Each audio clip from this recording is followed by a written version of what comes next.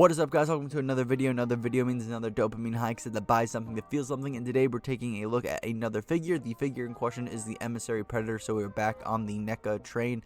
And this is a very unique looking figure with a very unique backstory. But before we get into that, if you do want to pick up this figure yourself, you can get them at Target for $36.99, $45.99 at the Big Bad Toy Store, and for $61.11 on Amazon, which is a really weird price point. But besides that, link in the description for each one of these sites if you do want to pick up this figure. And for those who are not too familiar with the Emissary Predator, the Emissary Predator is actually a scrapped idea from the 2018 movie The Predator. There was actually going to be two of them, that's why this is figure number one. Figure number two is pretty much the same figure, so even if I did pick up the second Emissary Predator, I probably wouldn't review it because it would just be the same video. So besides that, they were a scrapped idea for the movie. They were essentially going to defect from the same clan that the Fugitive Predator defected from, and they were going to warn humanity about the upcoming invasion that the clan was going to do.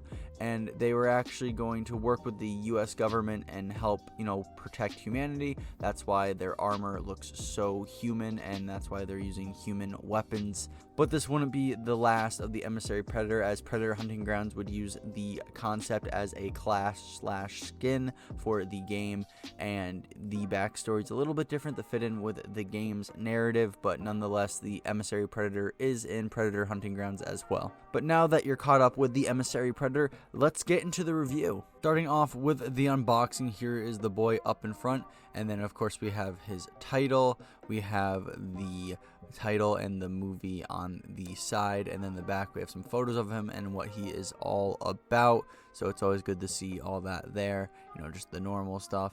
And then going back to the side, we get another photo of him, and then opening it up, we get to see the figure with everything included, making sure everything is there, which it is. And then of course we have the nice big photo of the figure, and then of course pulling him out of the box just for those first impressions on the visuals. Everything is looking good and promising, so let's jump further into the review. So getting into articulation, starting off in the head region, you can rotate his head 360 degrees, which is always good to see. You can have him look up and down a decent amount as well, so always happy to see that as well. And then you can have him tilt his head side to side if you wanted him to, so you can get a really good pivot out of his head overall. So very happy with the range of motion in his head, it's great to see. Then taking a look at arm articulation, you can rotate his arms 360 degrees, which is always awesome to see, but problems start to show up with the shoulders and the shoulder plate clashing with the body, not allowing him to open up or flap open up his arms by any means. And then the elbow articulation is really good though. You can bring his forearm up a really good amount where he can tap his shoulders, so very nice to see that. And then you can rotate his forearm 360 degrees as well if you wanted him to do that as well, so very happy with the amount of movement down the arm. And then moving over to the hands, you can rotate the hands 360 degrees and bend them however you please, standard hand articulation. So besides the shoulders, I'm very happy with the rest of the articulation in the arm. I just wish they would clean up the shoulder plating so he can move his shoulders just a little bit more. And when it comes to torso articulation, there are multiple parts you can rotate. You can rotate his upper half individually from his stomach, or you can rotate both at the same time. But basically there is a large range of motion within his torso, which is always awesome to see.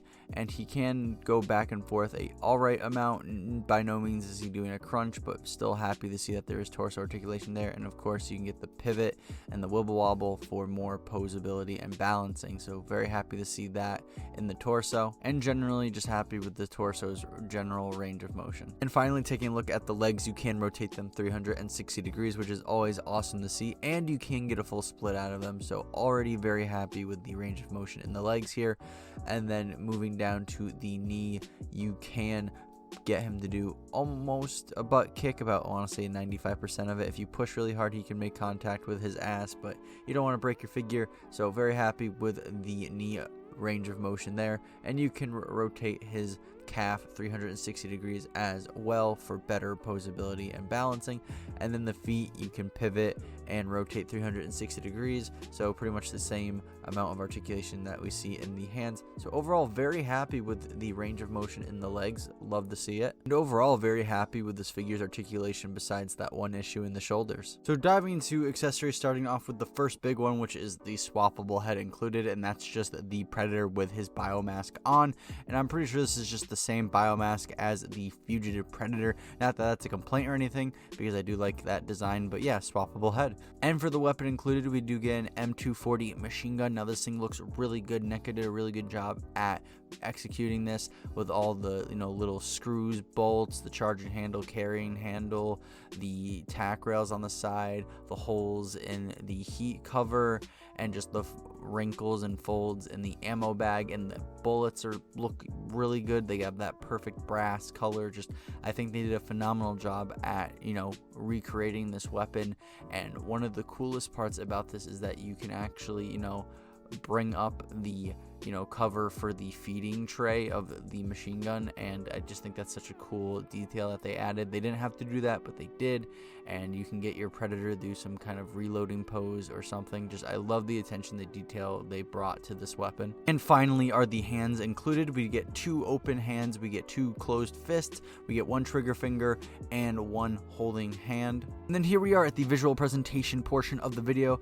Basically, I just go over how much I love or hate how this figure looks, and because this is a NECA figure, I'm just pretty much going to go over how much I love this figure, because NECA does a really good job when it comes to painting and sculpting on figures, and this figure is yet again another example of that.